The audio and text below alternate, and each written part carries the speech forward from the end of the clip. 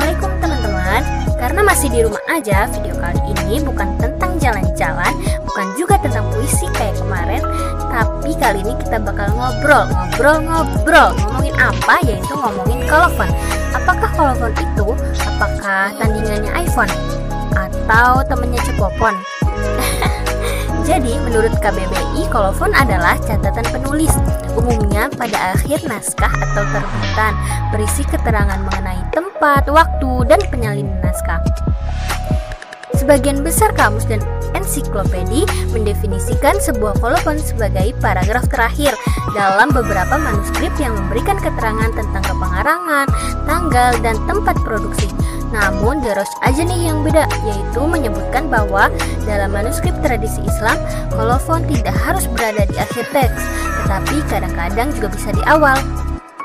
Tapi teman-teman, lebih banyak yang mendefinisikan bahwa kolofon itu berada di akhir teks. Bahkan di naskah Jeremiah, kolofon didefinisikan sebagai sisa risalah sebuah manuskrip. Ya, betul, kolofon emang identik dengan manuskrip. Tahu gak sih, guys, studi manuskrip Nusantara telah mengalami kemajuan yang signifikan loh akhir-akhir ini. Khususnya terlihat dalam publikasi terbaru sejumlah katalog manuskrip yang lebih terperinci dan lebih sistematis daripada sebagian besar yang lama. Persediaan semakin lengkap, pengetahuan kita tentang kekayaan manuskrip semakin rinci, edisi teks juga semakin banyak dengan ketersediaannya katalog.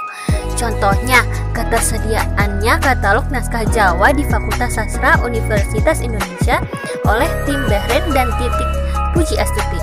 Tersedianya juga katalog naskah Melayu di Universitas Leiden oleh Edwin Werinja, dan tersedianya juga katalog naskah di Buton oleh Achadiati Ikram. Nah, dalam studi perbandingan naskah dalam bidang kodikologi pastinya fokus pada kertas, tata letak, ilustrasi, dan tulisan tangan kan? Jadi otomatis kita harus paham nih kolofon dari sebuah manuskrip tersebut. Sekarang kita akan bahas apa aja sih yang dapat ditemukan dalam kolofon. Nah, informasi yang dapat ditemukan dalam kolofon diantaranya yang pertama adalah karya yang disalin, seperti nama penulis, tempat, dan tanggal komposisi, keadaan, dan tujuan komposisi. Yang kedua, salinan itu sendiri, misalkan seperti tanggal penyalinan, hari dalam seminggu, seperti jam juga harus ditulis loh teman-teman. Nama penyalin, tempat penyalin, rincian naskah, seperti jenis kertasnya, format, terus juga pemilik naskah, sumber naskah, pokoknya lengkap deh. Lebih tepatnya, penggunaan kedua kolofon adalah untuk menyampaikan informasi tentang penyalinan, data tentang salinan yang terkait dengan kodikologi. Nah, teman-teman, dalam setiap naskah, informasi dalam kolofon pun beragam loh. Misalkan kalau di naskah dalam bahasa Melayu dan Jawa kuno sering ada penyebutan jam tertentu dalam sebuah kolofon. Misalkan selesai pada hari Sabtu pukul 1 di bulan Muharram. Nah, mungkin sebenarnya waktu ini mencerminkan penekanan pada sifat keberuntungan dari waktu komposisi dokumen tersebut. Sedangkan penyalin teks-teks keagamaan yang kita tahu lebih teliti daripada penyalin teks-teks sastra, kita pasti bakal mengira kolofon dalam teks-teks agama itu lebih lengkap dan terperinci kan daripada yang ada dalam teks-teks sastra. Tapi ternyata asumsi tersebut tidak terbukti loh teman-teman. Adapun dalam manuskrip Arab, Desroches juga mencatat bahwa nama-nama bulan sering diikuti oleh julukan konvensional seperti Muharram al-Haram, Safar al-Khair, Rabi al-Awwal, Al-Sorif, Rabi al-Akhir, Al-Mubarak, dan juga lain-lain. Dari sudut pandang sastra, kolofon mencerminkan keberadaan teks di tempat-tempat tertentu. Dengan kata lain, mereka memberitahu kita di mana teks-teks tersebut dikenal dan dihargai.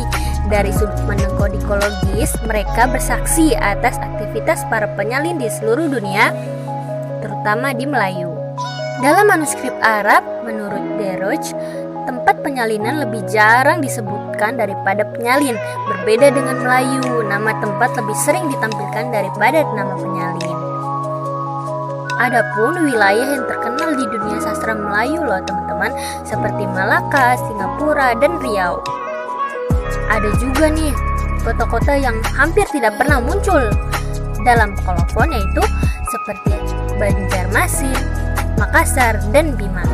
Kenapa ya? Mungkin karena kolektor Eropa tidak aktif di sana kali ya.